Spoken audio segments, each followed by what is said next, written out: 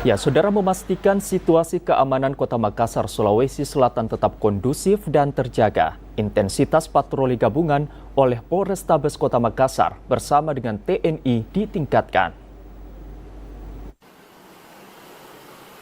Sebagai upaya dalam menjaga situasi keamanan di Kota Makassar dan sekitarnya agar tetap kondusif, Polrestabes meningkatkan patroli gabungan dengan TNI yang juga melibatkan Satpol PP. Patroli ini menyasar sejumlah ruas jalan guna memastikan situasi di wilayah Kota Makassar tetap aman dan terkendali.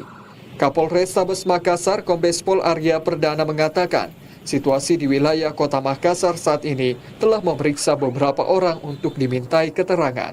Juga masih melakukan pendalaman atas kematian driver ojek online setelah dikeroyok karena disangka intel.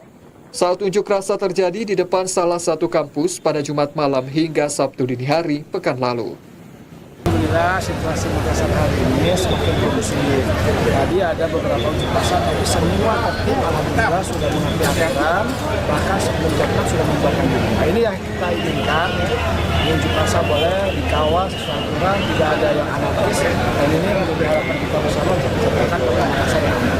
Ada patroli gabungan juga dilakukan, Pak?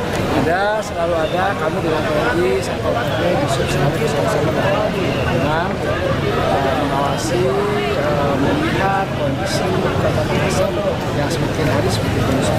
Tuhan, Pak. Ya, kalau untuk pasal itu kami masih melakukan penyelidikan. Ya.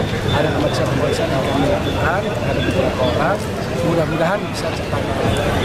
Dalam unjuk rasa sebelumnya, ribuan massa di Kota Makassar menelan 4 korban jiwa dan 5 luka-luka.